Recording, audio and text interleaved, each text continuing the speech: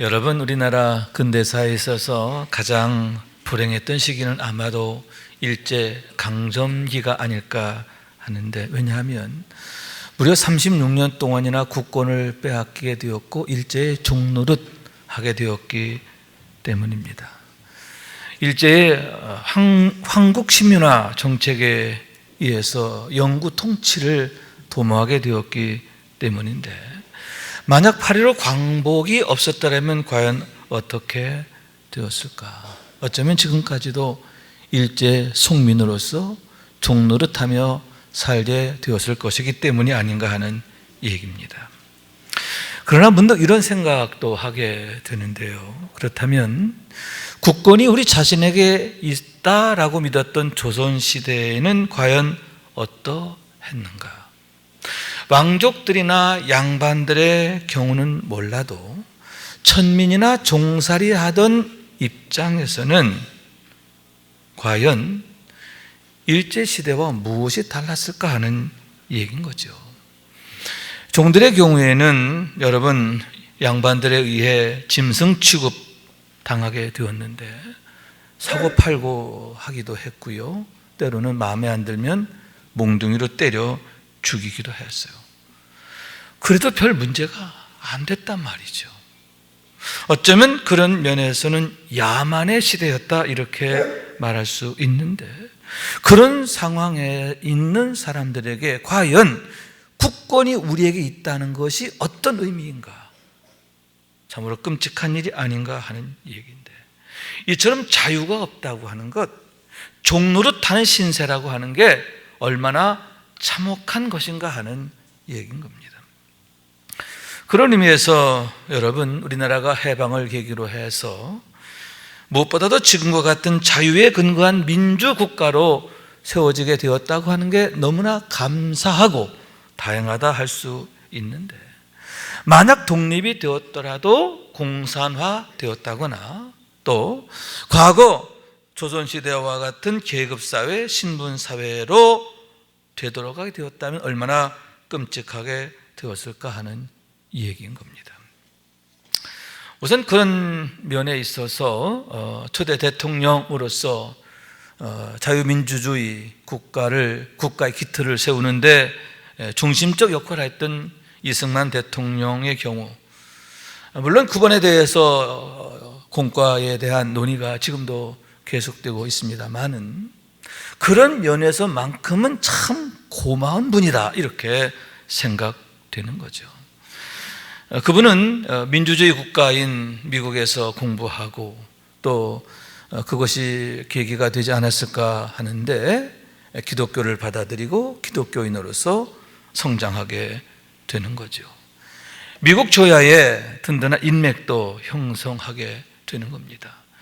그러므로 해서 건국 과정의 중심적 역할을 하게 되고, 무엇보다 기독교적 가치관에 기반해서 지금의 대한민국을 세우는 그런 중추적 역할을 하게 되었음을 생각하게 되는데, 그러한 시기에 그러한 분이 계셨다라고 하는 것, 그것이 참으로 감사한 일이다 하는 얘기인 거죠.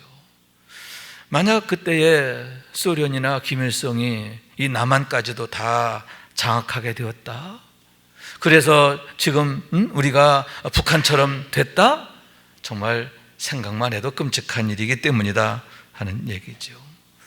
또한 여러분, 우리나라가 한국동란이라고 하는 참화를 겪게 됐죠. 그로 인해서 자칫 자유가 유린될 수도 있는 그런 위기에 처하게 되는데, 이때에도 이 땅의 자유를 지키기 위해서 수많은 이들이 피를 흘리게 되는 거예요.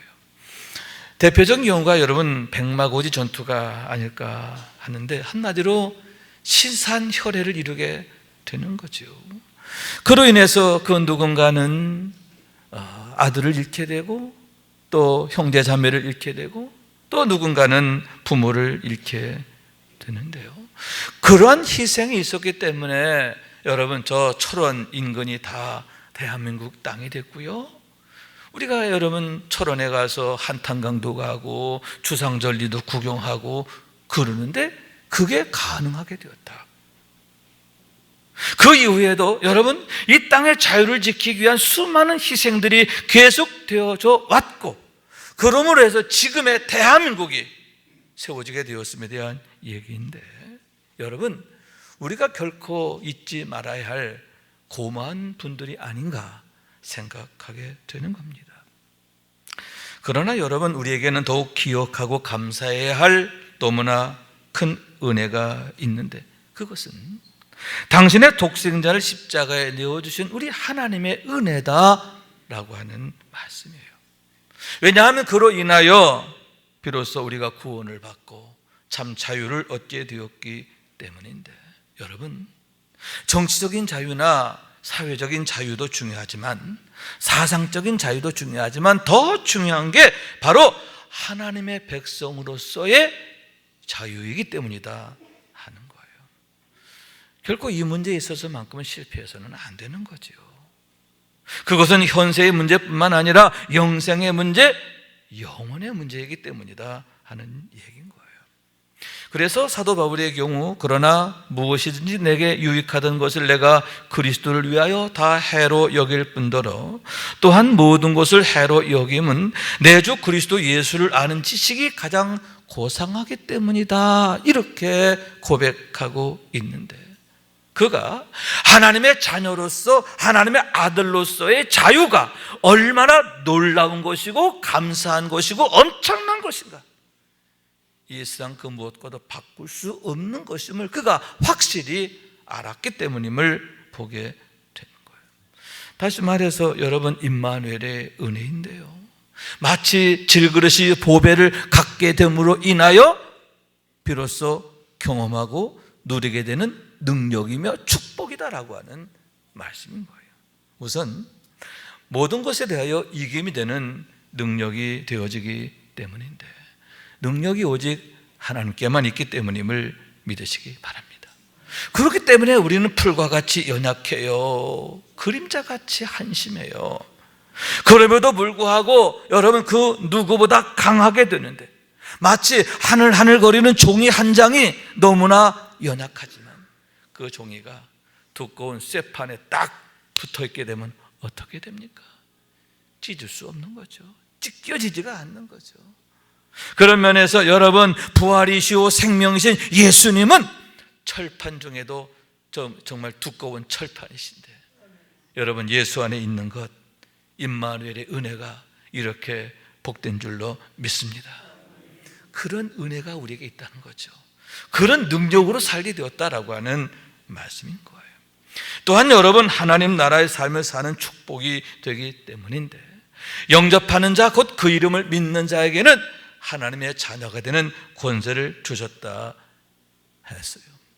여러분, 하나님의 나라는 오직 성령 안에서 의와 평강과 희락이라 했는데, 그런 의와 평강과 희락을 여러분, 아들의 자유로, 아들의 권세로 누리게 되었기 때문이다 하는 얘기인 거예요. 하나님께서 영원부터 영원까지 우리의 아버지가 되어주시기 때문인데, 내 능력이 아니에요. 나와 함께 하시고 나를 붙드시고 나를 도우시고 나를 사랑하시는 우리 아버지 하나님으로 인하여 여러분, 그런 축복을 누리게 된다 하는 거죠. 그렇기 때문에 여러분, 오늘의 말씀이 우리에게 주는 메시지가 참으로 귀하다 할 수 있는데, 왜냐하면 1절의 말씀이지요. 하나님께서 친히 너희는 하나님이, 너희의 하나님이 이르시되 너희는 위로하라, 내 백성을 위로하라 하셨기 때문인데, 여러분, 여기에서 우리가 주목할 것은 너희의 하나님, 그리고 내 백성이라고 하시는 말씀인 거예요. 그것은 바로 하나님께서 다시 그들을 찾아오셨음을 의미하기 때문인데, 내가 다시 너희의 하나님이 되어주리라 하시는 약속이시기 때문이다라고 하는 말씀인 거예요. 다시 말해서 여러분, 무엇입니까? 2절의 말씀이에요. 너희는 예루살렘의 마음에 닿도록 말하며 그것들에 외치라. 그 노역의 때가 끝났고 그 죄악이 사함을 받았느니라. 그의 모든 죄로 말미암아 여호와의 손에서 벌을 배나 받았느니라 할지니라 하시니라. 아멘. 너의 노역의 때가 끝났다는 거예요. 징벌이 끝났다는 거예요. 왜냐? 이제는 너의 죄가 다 사함을 받았느니라.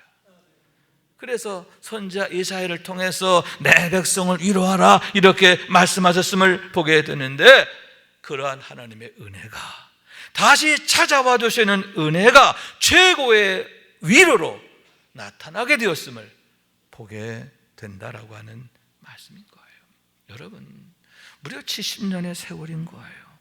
얼마나 지독한 수모와 역경과 종노릇의 세월이었는가 하는데, 그 과정에서 그들은 날마다 서로에게 위로했을 거예요. 조금만 참아라, 조금만 힘내라. 그러나 여러분, 달라지는 게 없죠. 왜냐? 하나님이 함께하지 않는 사람의 말은 아무 힘이 없기 때문이에요. 하나님이 들어주지 않는 사람의 말은 여러분 너무나 무익하기 때문이에요. 그렇기 때문에 그 어떠한 위로도 힘이 되지 못했는데요.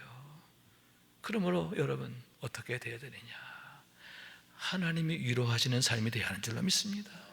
사람들의 위로는 아무 소용이 없어요. 하나님이 위로하셔야 진짜 위로가 된다는 사실을 우리가 분명히 깨달아야 한다 하는 말씀인 거예요. 다시 말해서 여러분, 출애굽기 19장 5절과 6절의 말씀인데, 세계가 다 내게 속하였나니 너희가 내 말을 잘 듣고 내 언약을 지키면 너희는 모든 민족 중에서 내 소유가 되고, 아멘. 너희가 내게 대하여 제사장 나라가 되며, 아멘. 거룩한 백성이 되리라. 여러분, 온 세계가 누구 손에 있다고요? 하나님 손에 있다는 거예요. 세계가 다 내게 속하였나니. 그렇기 때문에 여러분, 하나님이 함께 하시면 모든 것에 형통하게 되고, 하나님이 함께 하지 아니하시면 그 어떤 것도 안 되는 거예요. 불통 그 자체가 된다 하는 얘기인 거예요. 그러므로 해서 여러분, 하나님이 함께 하시니까 그 무지랭이 같은 애굽 땅에서 사병도 종로로 타던 그 이스라엘 백성들이 홍해를 육지같이 건너게 되고, 아말렉이 쳐들어왔을 때 그들을 당당히 물리치게 되고요. 여러분, 여리고 성도 그들 앞에서 그냥 무너져 내리잖아요. 하나님이 함께 하시니까 그렇게 되는 거예요. 하나님 그들과 함께 가시니까 그렇게 되는 거예요. 반면에 여러분, 하나님이 함께 하지 않으시니까 작은 아이성 앞에서도 패하게 되고, 그들이 여러분 꽁무니가 빠져라 도망가는 그런 신세로 전락함을 보게 되는 것을 우리가 성경에서 읽게 되는 거죠. 다시 말해서 여러분, 신명기 6장 10절과 11절의 말씀인데요, 내 하나님 여호와께서 내 조상 아브라함과 이삭과 야곱을 향하여 내게 주리라 맹세하신 땅으로 너를 들어가게 하시고, 내가 건축하지 아니한 크고 아름다운 성읍을 얻게 하시며, 내가 채우지 아니한 아름다운 물건이 가득한 집을 얻게 하시며, 내가 파지 아니한 우물을 차지하게 하시며, 내가 심지 아니한 포도원과 감람나무를 차지하게 하사 내게 배불리 먹게 하실 때에. 여러분, 이 말씀은요, 이스라엘 백성들이 아직 모압 땅에 있을 때, 모압 평지에 있을 때 하나님께서 모세를 통해 주신 말씀인 거예요. 그런데 너무나 놀랍게도 그 말씀 그대로 이루어졌다라고 하는 사실인데, 그것이 바로 하나님께서 하시는 일임을 믿으시기 바랍니다. 반면에 여러분, 호세아서 1장 6절과 9절의 말씀인데, 6절에 보니까 고멜이 또 임신하여 딸을 낳음에 여호와께서 호세아에게 이르시되 그의 이름을 로루하마라 하라. 내가 다시는 이스라엘 족속을 긍휼히 여겨 용서하지 않을 것입니다. 이스라엘 백성들이 하나님을 떠났어요. 그랬을 때 하나님은 그들을 책망하시는 말씀인 거예요. 내가 너희를 긍휼히 여기지 아니하리라, 용서하지 아니하리라 경고하시는 거예요. 9절 말씀입니다. 여호와께서 이르시되 그의 이름을 로암미라 하라. 너희는 내 백성이 아니요 나는 너희 하나님이 되지 아니할 것입니다. 더 무서운 말씀이죠. 너희가 나를 떠나 너희가 이렇게 완고해 완악해, 그러므로 어떻게 하신다고요? 이제 너희는 내 백성이 아니라 하시겠다. 넌 내 거 아니야. 나와 상관없어. 그러므로 뭐예요? 내가 너희 아들들에 대해서도 내가 그들의 하나님이 되지 않겠다 하시는 것을 보게 되는 것이죠. 여러분, 하나님께서 너희는 내 백성이 아니라 이렇게 말씀하시는데 그게 얼마나 무서운 경고가 되느냐, 얼마나 무서운 책망이 되느냐, 얼마나 무서운 화가 되느냐. 정확히 20년 후에 이스라엘이 망하는 거예요. 아수르에 의해서 완전히 정말 초토화되고 그들 모두가 포로로 끌려가게 되었음을 보게 되는 거죠.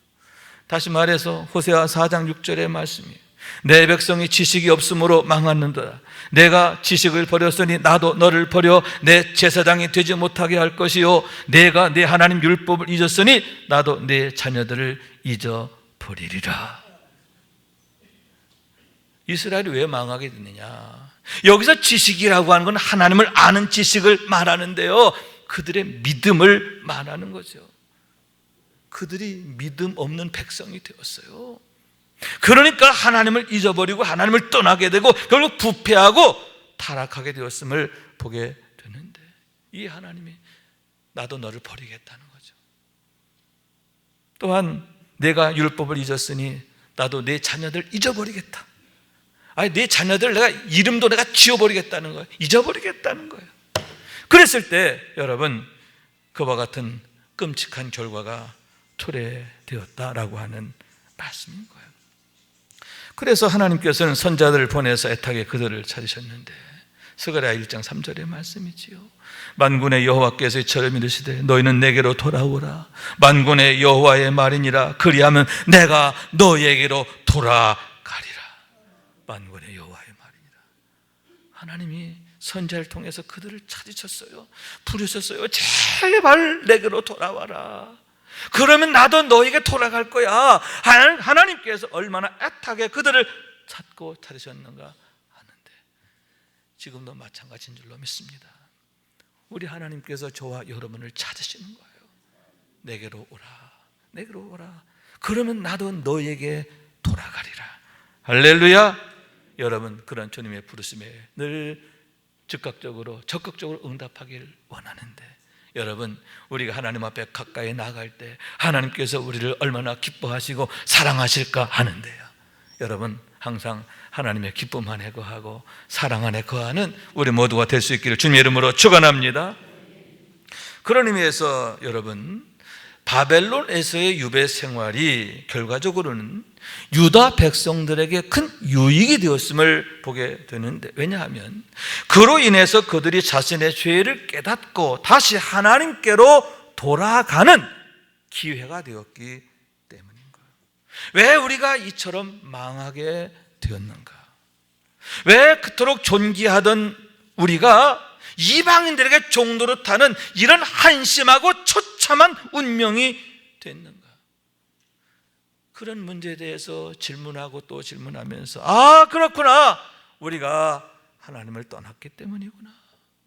선자들 통해서 하나님이 그토록 우리를 찾고 부르셨는데 우리가 그 음성을 외면했구나, 듣지 않았구나. 비로소 자신의 죄를 깨닫고 그들이 하나님 앞에 회개하고 또 회개하게 되었는데, 여러분, 그 용광로 같은 시험을 통해서 그들이 정금 같은 믿음의 사람들로 다시 태어나게 되었기 때문인 줄로 믿습니다. 그게 바로 뭐냐? 남은 자예요. 그렇게 거듭난 사람, 다시 태어난 사람, 그들이 남은 자인데, 그들 통해서 하나님이 새로운 역사를 시작하시는 것을 보게 된다라고 하는 말씀인 거예요. 이사야서 10장 20절 21절 말씀이지요. 그날에 이스라엘의 남은 자와 야곱 족속의 피난한 자들이 다시는 자기를 친자를 의지하지 아니하고 이스라엘의 거룩하신 이 여호와를 진실하게 의지하리니 남은 자 곧 야곱의 남은 자가 능하신 하나님께로 돌아올 것이며. 할렐루야. 여러분, 열방을 의지하고 세상 의지하던 자들이 이제 어떻게 해요? 하나님께 돌아와 하나님을 의지하는 거예요. 그랬을 때 능력의 하나님이 그들과 함께 하시고 그들 통해서 당신의 놀라운 일을 이루시는데, 여러분, 어떤 역사가 일어나느냐? 그들이 꿈에도 생각하지 못했던 놀라운 소식을 듣게 되는데, 고레스의 칙령이다라고 하는 거예요. 유다 백성들 향해서 너희는 고향으로 돌아가라고 하는 그런 놀라운 소식을 듣게 되었는데, 그러므로 해서 여러분 한순간에 그 질긴 종의 사슬이 끊어지게 된 줄로 믿습니다.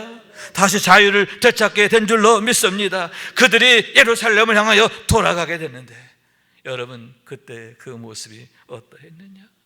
여호와께서 시온의 포를 돌려보내실 때 우리는 꿈꾸는 것 같았다. 너무너무 막 그냥 놀라워서 이게 꿈이야 생시야 그랬다는 거예요. 꿈꾸는 것 같은 기쁨, 그런 감격, 그런 즐거움으로 여러분 그들이 예루살렘을 향하여 돌아가게 되었는데 여러분 그것이 바로 하나님의 역사인 줄로 믿습니다. 하나님이 위로하시니까 그런 결과가 나타나는 거예요. 다시 말해서 본문 5절의 말씀이지요. 여호와의 영광이 나타나고 모든 육체가 그것을 함께 보리라. 이는 여호와의 입이 말씀하셨느니라. 여러분 말씀 그대로 이루어지게 되는데 신실하신 하나님이시기 때문에 참 생명이신 하나님이시기 때문에 부활이요 능력이신 하나님, 죽은 자도 살리시는 하나님이시기 때문에 오직 하나님만이 우리 모두에게 참된 위로가 되시는 것을 우리가 여기에서 확증하게 되는 겁니다. 그렇기 때문에 여러분 지혜왕 솔로몬은 여호와를 경외하는 것이 지혜의 근본이요 거룩하신 일을 아는 게 명철이라 이렇게 말했음을 보게 되는 거예요. 또한 하나님께서는 선지자 호세를 통해서 나는 인애를 원하고 제사를 원하지 아니하며 번제보다 하나님을 아는 것을 원하노라. 하나님께서 당신의 백성들이 당신에 대하여 더욱 잘 알기를 얼마나 간절히 원하시는가 그런 말씀이에요. 그래서 여러분 선지자 호세아가 목이 터져라 이스라엘 백성들 향하여 외치게 되는데 이런 말씀이죠. 그러므로 우리가 여호와를 알자, 힘써 여호와를 알자. 그의 나타나심은 새벽빛같이 어김없나니 비와 같이 땅을 적시는 늦은 비와 같이 우리에게 임하시리라 하니라. 그 무엇보다 먼저 하나님을 알아야 된다는 거예요. 세상 지식을 아는 것보다 먼저 하나님을 알아야 되고 어떻게 알아야 된다? 잘 알아야 된다. 그런 말씀인 거예요. 왜 심지어는 유다 백성들이 바벨론에서 포로 생활하게 된 것, 그게 그들에게 유익이 되었느냐? 왜 때로는 하나님이 징계하시는데 그게 축복이 되느냐? 그 이유가 바로 거기에 있는데 하나님을 아는 지식이 우리를 살리기 때문임을 믿으시기 바랍니다. 하나님을 아는 지식으로부터 모든 축복의 역사가 시작되기 때문임을 믿으시기 바랍니다. 그러면 여러분 우리가 과연 어떻게 해야 하느냐? 3절의 말씀에 대답이 있는데요. 외치는 자의 소리여 이르되 너는 광야에서 여호와의 길을 예비하라.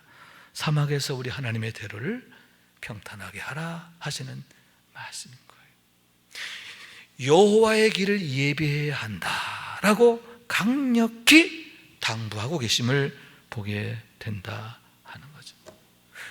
우리가 어떻게 하면 하나님께서 내게 오시는 길을 아름답게 하고 또 넓게 하고 단단하게 할까? 어떻게 하면 하나님과의 관계를 더 아름답고 튼튼하게 세울 수 있을까? 이것에 대해서 고민하고 생각하고 힘쓰고 노력해야 한다라고 하는 말씀인 거예요. 첫째로 골짜기마다 도두어지고 평지가 되게 하라 이렇게 말씀하고 있는데요. 여기서 골짜기란 뭐냐? 죄와 허물로 인하여 얼그러지고 이그러지고 비뚤어진 우리의 영적 모습인 거예요. 그런 모습 그대로는 하나님을 만날 수 없어요. 그것이 고쳐져야 되는데 어떻게 고쳐요? 진실한 회개를 통해서. 아멘. 진실한 회개를 통해서 우리가 여러분 골짜기가 다시 평지가 되는 줄로 믿습니다. 왜냐하면 그 골짜기 우리의 공로로 메꿔지지 않아요. 우리의 지식으로도 메꿔지지 않아요. 오직 예수 그리스도의 보혈로만 메꿔지는 줄로 믿습니다. 오직 예수님만이 하나님과 우리 사이에 끊어진 다리를 이어주는 능력이 되시기 때문이다 하는 얘기죠. 여러분 수원지에서 아무리 좋은 물을 콸콸콸 쏟아보내도 우리 집으로 들어온 수도 파이프가 빵꾸나 구멍이 나 있거나 막혀 있다면 어떻게 됩니까? 쫄쫄쫄 하는 거잖아요. 또 쫄쫄쫄 하는 물조차도 여러분 오염덩어리가 되잖아요. 그러니만큼 여러분 수도관을 정비해야 되지. 먼저 뭐부터 하라고요? 수도관 정비부터 해야 되잖아요. 그것처럼 하나님과 우리와의 관계를 정비해야 되는데 하나님은 은혜 주시기를 원하는 거예요. 지금도 우리를 찾으시는 거예요. 그렇기 때문에 여러분 하나님의 은혜가 내게 임하도록 그 은혜를 거스르기가 하는 그 은혜를 회방하는 모든 죄된 것들 날마다 회개하고 버려야 하는 줄로 믿습니다. 다시 말해서 더욱 적극적으로 하나님의 얼굴을 찾고 구해야 하는 줄로 믿습니다. 여러분 예수님의 얼굴을 구하려고 예수님을 더 가까이 만나려고 삭개오가 돌무화과나무에 올라가게 되는데 그런 그에게 주님 뭐라고 하세요?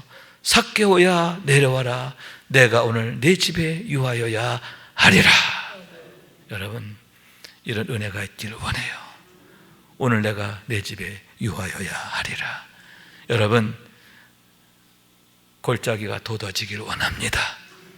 그래서 여러분 주님이 우리를 찾아오실 때 주님 찾아오신 길이 여러분 활짝 열려지고 날마다 은혜 충만하게 되시기를 주님의 이름으로 축원합니다. 둘째로는 산과 언덕은 깎아져 낮아지게 해야 한다 이렇게 말씀하고 있는데 여기서 산과 언덕은 과연 무엇을 말할까? 교만함과 방자함을 나타내는 것이다 라고 하는 거죠. 왜냐하면 여러분 하나님은 교만한 자를 물리치시고 겸손한 자에게 은혜를 주시기 때문인데 하나님이 물리치시면 쓸모가 없게 되고 무익하게 되기 때문이에요. 쭉정이는 꺼지는 불에 태우시리라 하셨는데 종국에는 멸망이 되기 때문이다 라고 하는 말씀인 거죠. 여러분 모세의 경우 그 누구보다 위대하게 쓰여졌는데 그 비결이 뭘까요? 그가 유난히 똑똑하고 또 그가 정말 지식이 많고 그래서 아니잖아요. 모세의 가장 큰 특징은 한 가지예요. 온유함이라는 거죠. 모세에게 보여주는 가장 특징적인 모습이 뭐죠? 엎드리니라. 항상 하나님 앞에 엎드리는 모세의 모습을 보게 되는데 그의 온유함이 지면의 모든 사람보다 그가 더욱 뛰어났다. 성경 이렇게 말하는데 그 온유함이란 겸손의 열매이기 때문이다 라고 하는 말씀이에요. 다윗 역시 마찬가지예요. 그가 고백하길 여호와는 나의 목자시다 했는데 그 고백이 나타내는 게 뭐냐? 그의 온유함과 겸손함을 보여주는 거예요. 그러므로 해서 모세도 그렇고 다윗도 그렇고 그 누구보다 하나님의 은혜를 풍성히 있게 되는데 여러분 그런 온유함과 겸손함이 그들에게 최고의 축복이 되었다 하는 말씀인 거예요. 그래서 여러분 주님의 말씀인데요, 나는 마음이 온유하고 겸손하니 내 멍에를 메고 내게 배우라 하셨어요. 우리들 역시 모세처럼 다윗처럼 겸손하기를 원하는, 온유하기를 원하시는, 그래서 그것이 축복이 되기를 원하시는, 우리가 하나님의 축복 안에서 위대하게 살기를 원하시는 하나님의 그 애타는 마음, 우리 주님의 그 애타는 마음이 여기에 담겨져 있음을 보게 되는 거죠. 여러분 주님의 온유함을 닮아서 여러분 모세처럼 늘 엎드리기를 원해요. 엎드린 삶이 되기를 원해요. 주여 말씀하소서 정히 듣겠나이다. 아멘. 여러분 다윗처럼 여호와는 나의 목자이심을 고백하는 삶이 되기를 원합니다. 날마다 하나님의 축복 안에서 승리하시길 주님의 이름으로 축원합니다.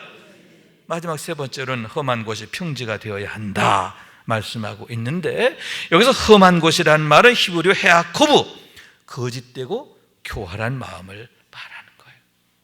거짓되고 교활한 마음들이 내 안에서 완전히 떠나고 평지가 돼야 된다. 뭐예요? 경건의 장성함이죠.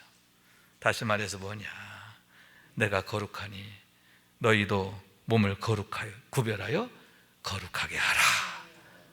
하나님의 말씀이죠. 내가 거룩하니 너희도 거룩하라. 거룩함을 이루라는 그런 하나님의 명령임을 보게 되는데, 여러분, 성령의 충만만이 그 대답이 되는 줄로 믿습니다. 예를 들어서 여러분, 빛이 가득하면 어둠이 틈탈 수 없잖아요. 빛이 가득하면 어둠이 끼어들 수가 없는 거예요. 우리가 성령 충만하면 여러분, 세상의 악한 것들이 틈타지 못하고 뿌리내릴 수가 없기 때문이다 라고 하는 말씀인 거예요.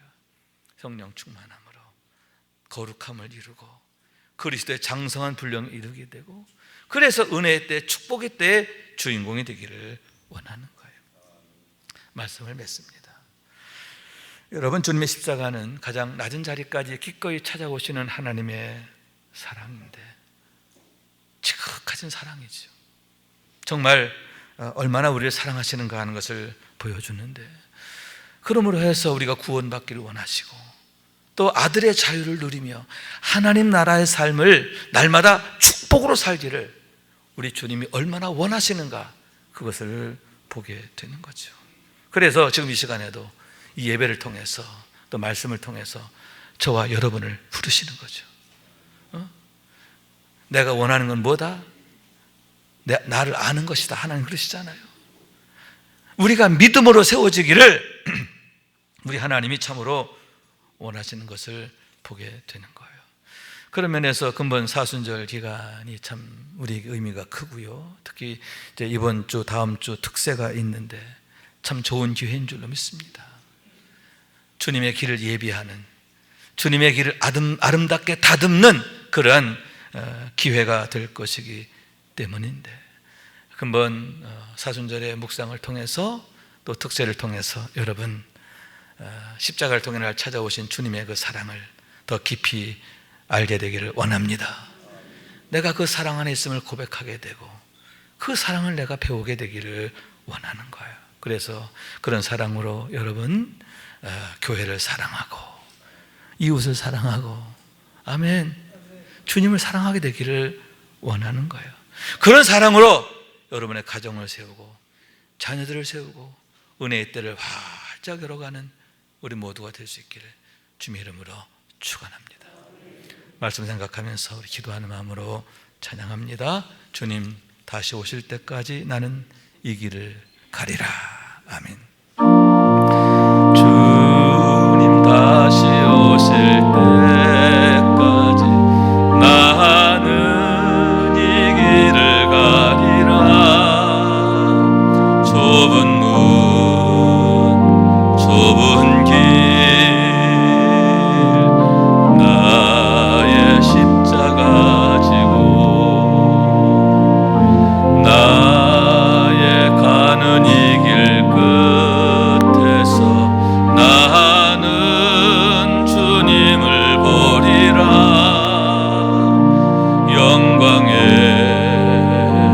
내 주님 나를 맞아주시리.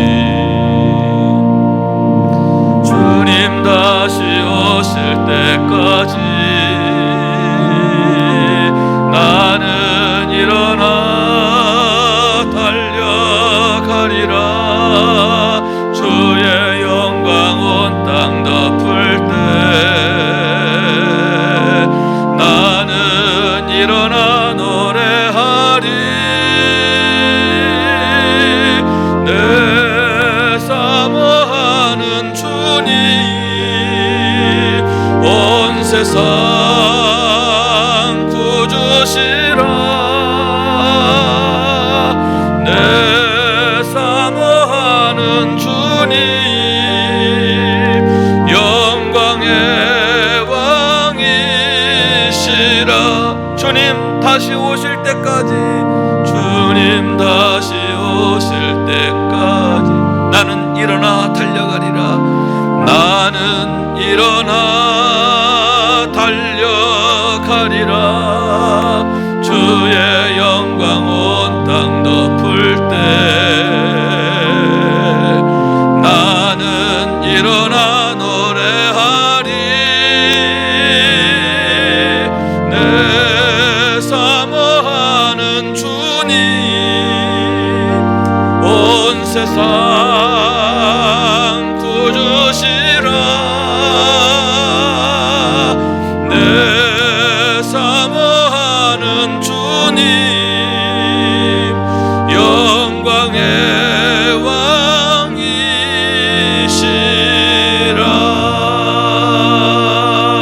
왕이시라. 아멘 아멘. 나는 일어나 달려가리라. 일어나 달려가자 말이죠. 그럴 때 여러분 오늘 보면 10절 11절 맞아. 너희가 장차 보리라. 뭘 보는 거예요? 우리 하나님께서 권능으로 임하시는 걸 보리라. 그리고 그의 팔로 너희를 안으리라. 마치 목자가 양들을 인도한 같이 너희를 인도하리라. 어린 양을 당신의 팔로 품에 안음같이 너희를 안아주고 젖먹이 어미 양을 온순히 인도한 것 같이 너희를 인도하시리라. 여러분 날마다 이런 놀라운 소망을 믿음으로 바라봐. 이제 곧 우리가 보게 될 거라는 거예요. 그런 은혜의 때, 축복의 때가 반드시 임하는 것을 믿으시기 바랍니다. 그때를 소망하면서 날마다 믿음으로 인내하고 충성하고 순종하고 헌신하는 우리 모두가 될 수 있기를 주님의 이름으로 축원합니다.